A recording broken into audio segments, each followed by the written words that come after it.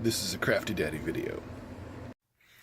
So, what I wanted to show you was, instead of a review or something like that, of some things that I've bought or anything like that, this is kind of, I won't call it a craft tutorial, but just kind of a craft pointer for somebody who's looking at a way to decorate maybe a leather belt or a leather breastplate or a bag or something like that for reenacting. I'd seen something like this when I was in Trier, which is a German city in the Rhineland, and they every year they have an event they call Brotenspiel, which is bread and circuses, obviously. So it's a Roman reenactment.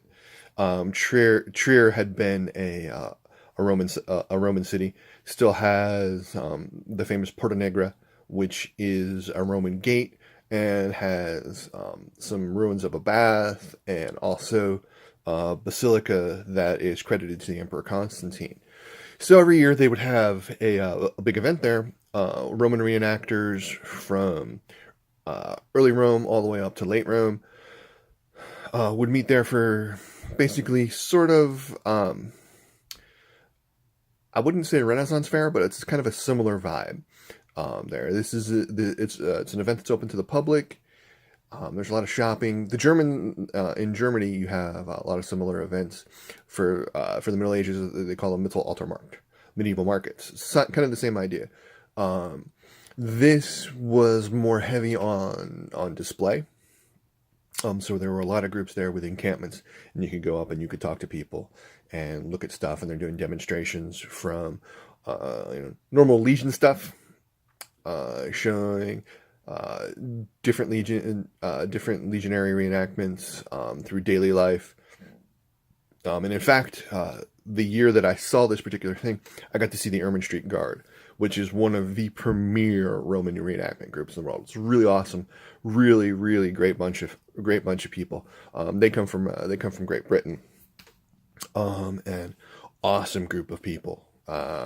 Really willing to talk about their kit and their stuff and their clothes and everything. But they didn't show me this.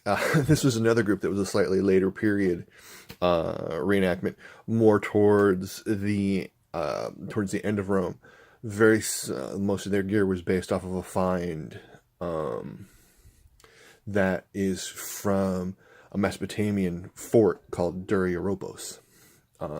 Anyways, so I happened to see guy had a baldric with his spatha hanging on it, and to decorate the baldric, there was a heron. It's either a heron or a crane. I can't remember. I might be confusing the whole heron marked blade thing from the Wheel of Time. I don't know. But it was a long-beaked bird stitched into the leather. And that kind of got me an idea. I was like, I need to decorate stuff. And so what I wanted to do was, I had done it on a couple bags and things like that. But I'm in the process of redoing my armor for the SCA. Moving from leather scale to plastic lamellar. I know, it's plastic.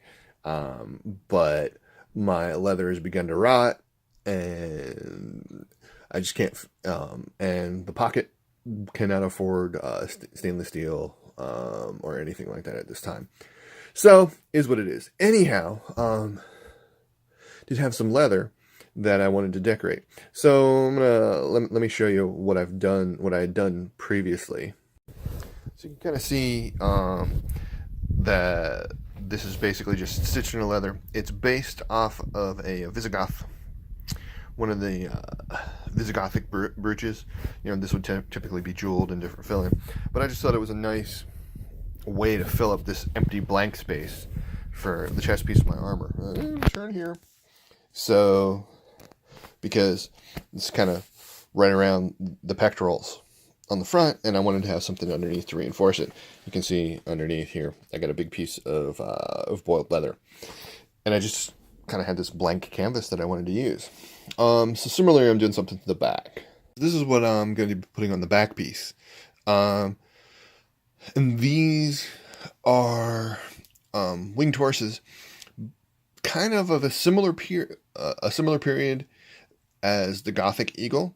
and from a nearby area.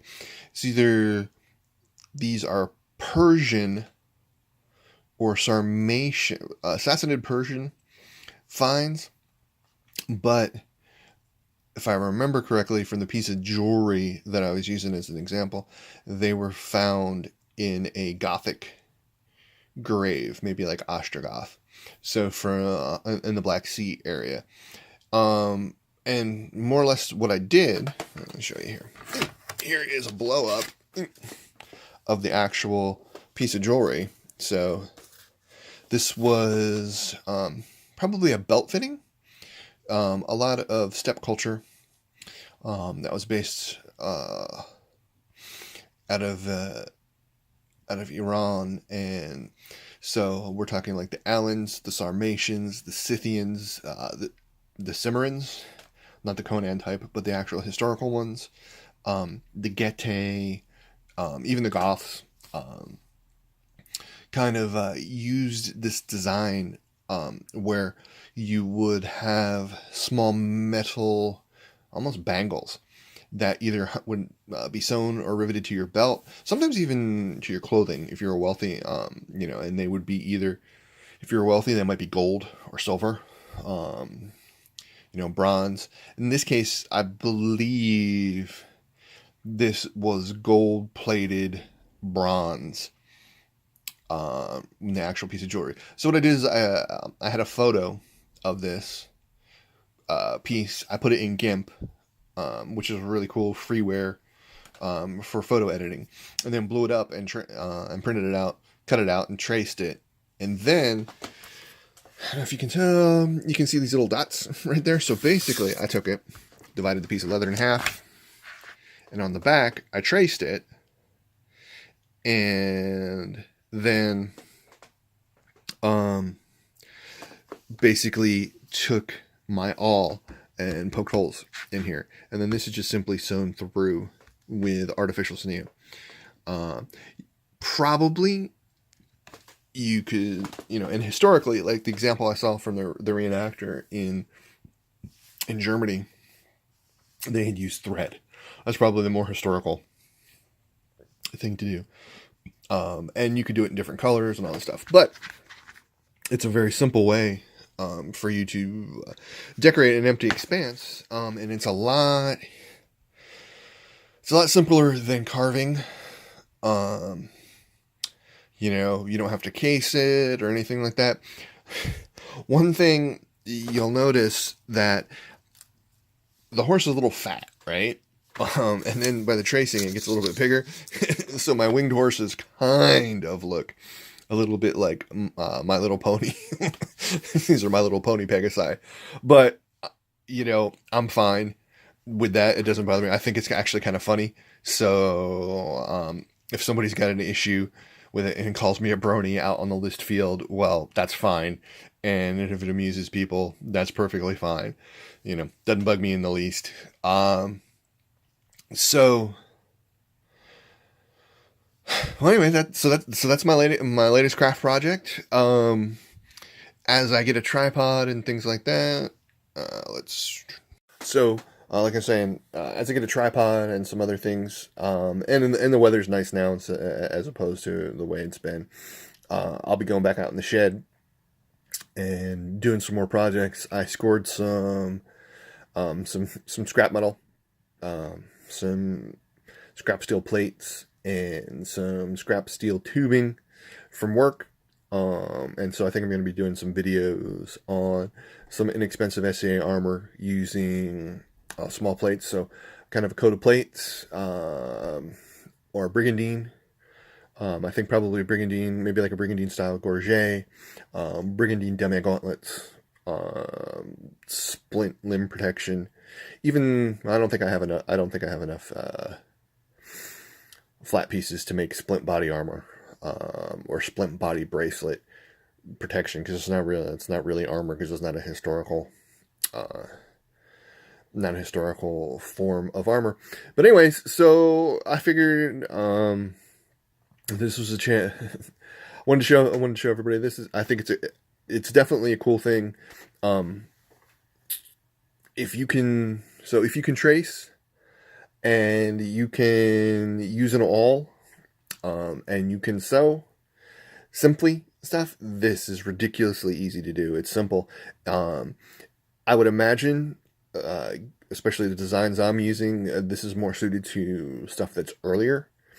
Um, I can't speak to the authenticity of it for any culture other than probably, late Iron Age, um, Roman migration era Roman, probably, and it being migration era Roman, you could assume safely, I would say, that you could also be looking at then Germanic, some Germanic tribes, and I don't know that I would go as far as like say Hunnic, or the Allens or anything like that, because listen, this is based off of me seeing one thing at one reenactor, that one reenactor was doing at one event in one place. So this could be complete reenactorism, like just like the SCA ring belt, right? But anyways, so there you go. Like, subscribe, please comment, constructive comments, even for technical. Definitely, some people talked about, sent me some messages about some of my earlier videos where the sound quality isn't as it could be. I'm working from a cell phone here. I just want to throw that out.